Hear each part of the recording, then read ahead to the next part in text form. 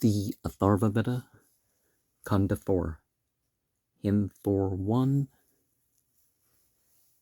7 verses. Eastward at first the prayer was generated.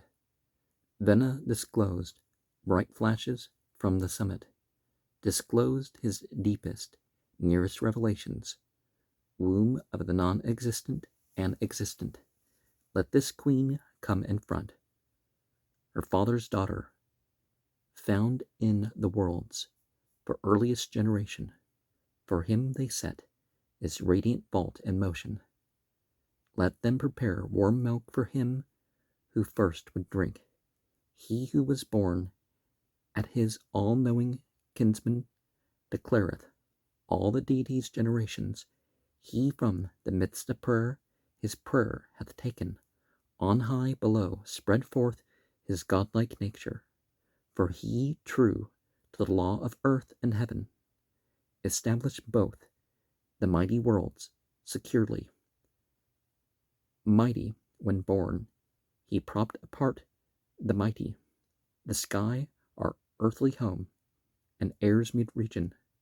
He from the depth hath been reborn forever, Brihaspati, the world's sole lord and ruler. From light was born the day with all its luster. Through this let sages live, endowed with splendor. The sage and poet verily advanceth the statute of that mighty God primeval. He was born here with many more beside him. They slumbered when the foremost side was opened.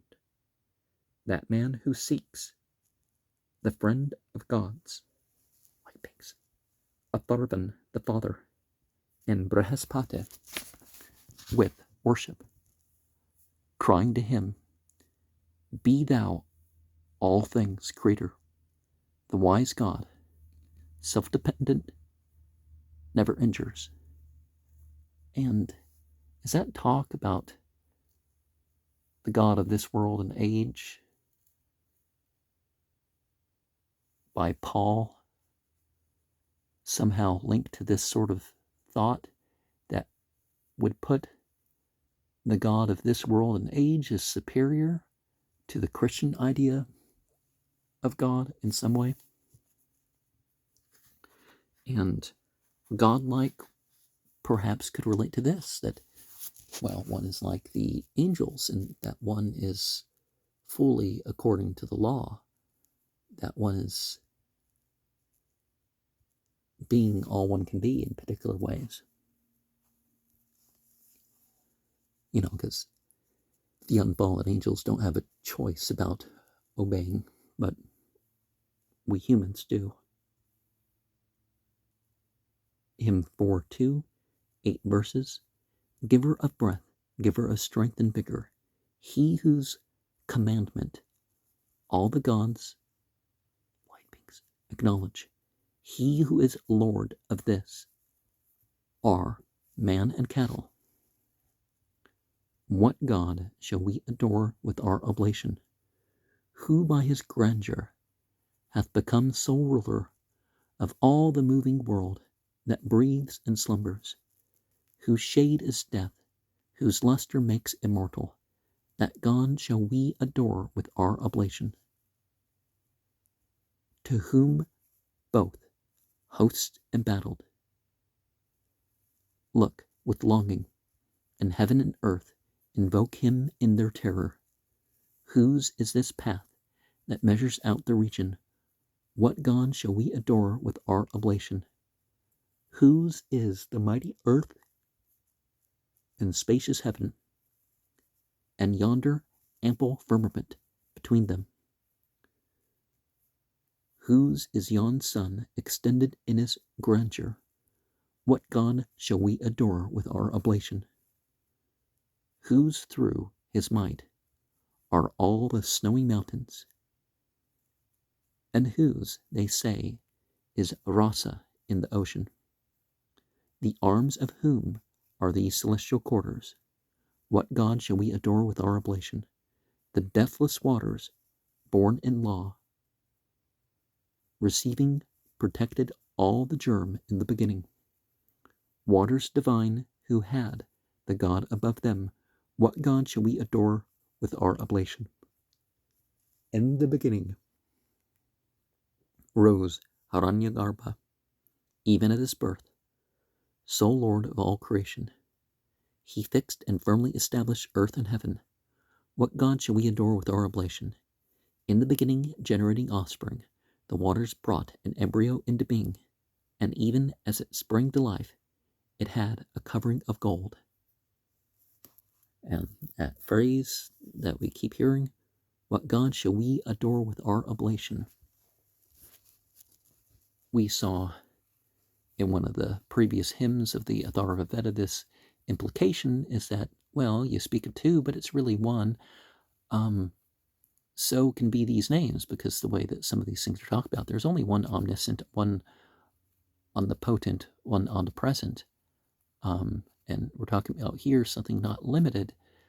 It's above, what we consider the heavens and all that.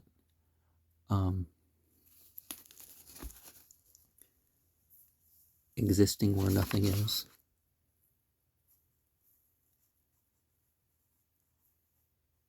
And of course, the idea of it not having a birth or a start, well, it's a difficult thing to consider, us beings bound by space, time, and matter. Of course, they're talking about it before birth. Hymn 4:3. But basically, the point was that, when God was, all this other stuff was in at least its potential. Hymn 4:3 is 7 verses. 3 have gone hence and passed away, the man, the tiger, and the wolf. Down barely the rivers flow, down goeth the celestial tree, down let our foemen bend and bow. On distant pathway go the wolf, on pathway most remote the thief. On a far road speed forth the rope with teeth, and the malicious man. We crush and rend to pieces both thine eyes, O tiger, and thy jaws, and all the 20 claws we break. We break and rend the tiger first of creatures that are armed with teeth. The robber then, and then the snake, the sorcerer, and then the wolf, the thief who cometh near today, departeth bruised and crushed to bits. By nearest way let him be gone. Let Indra slay him with his bolt. Let the beast's teeth be broken off, shivered and shattered be his ribs. Slack be thy bowstring. Downward go the wild beast that pursues the hare. Open not what thou hast compressed. Close not what thou hast not compressed. Indra's and Soma's child, thou art Atharvan's tiger-crushing charm. And not that we need to morally criticize the animals, but certainly one does want a certain level of protection against some of these wild beasts. Hymn 4:4, 8 verses. We dig thee from the earth, the plant which strengthens and exalts the nerves, the plant which the Gandharva dug for Varuna, whose power was lost. Let us has and let Surya rise. Let this speech I utter rise. Let the strong male Prajapati arise with manly energy. Sicut tui surgentis membrum viril. Tanquam inflammatum palpitat hoc illud tui ardentius hac herba faciat sursum estot. Herbrum vires, taurorum vigora tu indra corporis potens virorum masculum verbor in hoc homin dipon ros aquarum primigenitus attuc arborum soma etiam frater es vatum sacrorum masculus vigor es hodie agnis hodie sabatar hodie des sarasvatis hodie brahmanaspatis hujus fascinum velet arcum extend velet nervum in arcu agotuum fascinum extendo augurader mulierum semper indefessus velet curvas damum qua sunt equi veris muli capri arietis eque tari ilas corporis potens in hoc homin depone. Now, if you know what that means, leave that in the comment, but obviously the potent member, that should be enough to indicate that, we're talking about some sort of sex magic or something here, and he didn't want to tell you what was going on, which is not prudent. People say it's prudent, but it's not actually. 7 verses. 5. The bull who hath 1,000 horns, who rises up from out the sea, by him the strong and mighty one, we lull the fork to rest and sleep. Over the surface of the earth there breathes no wind, there looks no eye. Lull all the women, lull the dogs to sleep, with Indra as thy friend. The women sleeping in the court, lying without, are stretched on beds. The matrons with their odorous sweets, these one and all we lull to sleep. Each moving thing have I secured, have held and held the eye, and breathe each limb and member have I seized in the deep darkness of the night. The man who sits, the man who walks, whoever stands and clearly sees, of these we closely shut the eyes, even as we closely shut this house. Sleep, mother, let the father sleep, sleep, dog, and master of the home. Let all her kinsmen sleep, sleep all the people who are round about, with soporific charm. O sleep, lull them to slumber, all the folk. Let the rest sleep till break of day. I will remain awake till dawn, like Indra, free from scathe and harm. And a lot of people want to figure out how not to sleep, but sleep is a blessing that we should take full advantage of. That doesn't mean we should try to get up at dawn and at least spend a couple minutes in a ritual or something, but or that we should sleep 15 hours a day or something, but a moderate amount, whether that's 2 hours for you or whether that's 9 or 10 or something where you can still leave a life. In 4, 6, 8 verses, the Brahman first was brought to life, 10-headed, with faces 10. First drinker of the soma, he made poison ineffectual, far as the heavens and earth are spread and compass, far as the 7 rivers are extended. So far my spell, the antidote of poison, have I spoken hence.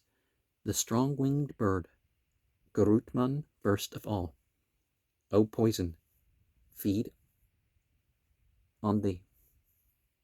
Thou didst not gripe, or make him drunk, thou becamest food for him. Whoever with 5 fingers hath discharged thee from the crooked bow, I from the shaft, have charmed away the poison of the fastening band. The poison have I charmed away from shaft, cement, and feathered end. Yea, from the barb, the neck, the horn, the poison, have I charmed away. Feeble, O arrow, is thy shaft. Thy poison, too, hath lost its strength. Made of a worthless tree, thy bow, O feeble one, is impotent. The men who braid it smeared on it. They who discharged it sent it forth. All these are made emasculate. Emasculate the poison hill. Thy diggers are emasculate. Emasculate, O plant. Art thou the rugged mountain that produced this poison is emasculate. Garutman is related to the word Grodman, the highest heaven, in the what we call the Zoroastrian tradition. And another thing about that is that it's the term for like the being that takes the prophet figures on its other spiritual journeys. That doesn't mean that somebody is a prophet over other people. You could say in terms of if anybody else has a vision of something taking them somewhere. Hymn 4:7, 7 verses. So may this water guard us on the bank of Ranavati. Therein hath Amrita been infused with that. I ward thy poison off. Weak is the poison of the east, weak is the poison of the north. So too this poison of the south counts as a cake of curds and meal. When he hath made of thee a cake, broad steaming, swelling up with fat, and even in hunger, eaten thee, then gripe him not, thou hideous one, intoxicator like a shaft. We make thy spirit fly away, like a pot boiling on the fire. We with our word remove thee hence.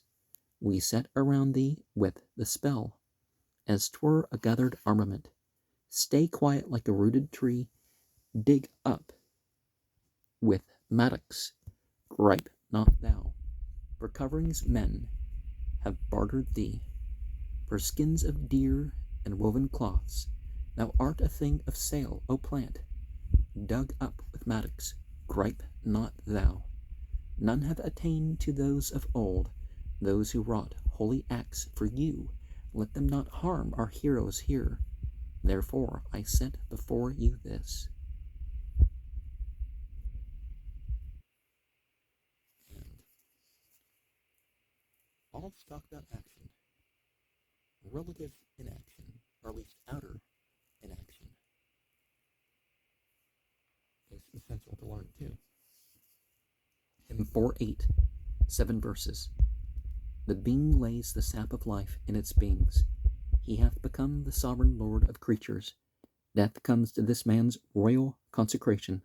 Let him as king own and allow this kingdom. Come forward, turn not back in scorn.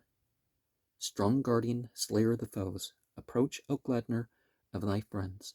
The gods have blessed and strengthened thee. All waited on him as he came to meet them.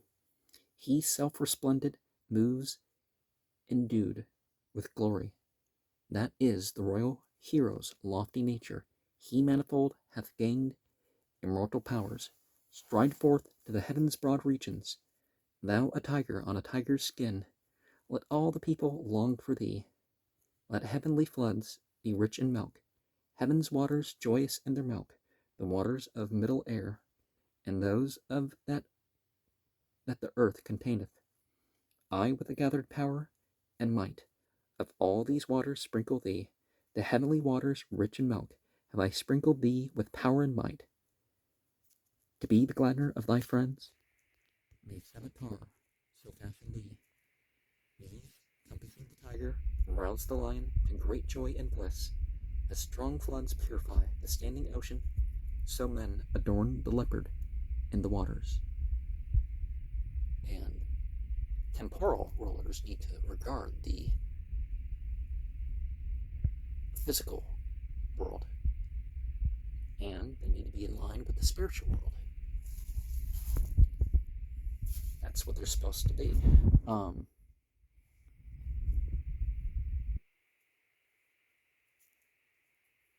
4:9 is 10 verses.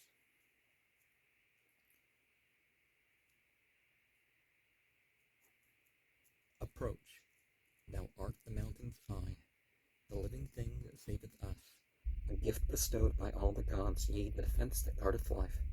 Thou art the safeguard of the men, thou art the safeguard of the kine. Thou standest ready to protect the horses that are fleet of foot. Thou also, solve, art, defense that rends and crushes sorcerers. Thou knowest too of Amrita. Thou art the delight of all who live, a jaundice curing balm art thou, whomso thou creepest over. Solve member by member, joint by joint, from him like some strong arbiter of strife. Thou banishest decline, no imprecation reaches him, no magic, no tormenting friend. O Salve, Vishkanda seizes not the man who carries thee about, from lying speech, from evil dream, from wicked act and sinfulness, from a hostile and malignant eye. From these, O Salve, protect us well. I, knowing this, O Salve, will speak the very truth, and not a lie. May I obtain both horse and ox, may I obtain thy life, O man. 3 are the slaves that serve the salve: fever, consumption, and the snake. Thy father is the loftiest of mountains, named the triple-peaked, spring from the snowy mountain side, the ointment of the 3-peaked hill, crushes and rends all sorcerers and every witch and sorceress. But thou art the 3-peaked hill, or hast thy name from Yamuna. These names are both auspicious. By these two protect thou us, O Salve. And a lot of people like to say that some salves are universal, and some to a degree, others to varying degrees. If it's beneficial at all, you definitely want to be aware of what's in the salve. And what do they mean by witches and sorceresses? Some say that sorcery is ritual drug use, and they're definitely promoting ritual drug use here, so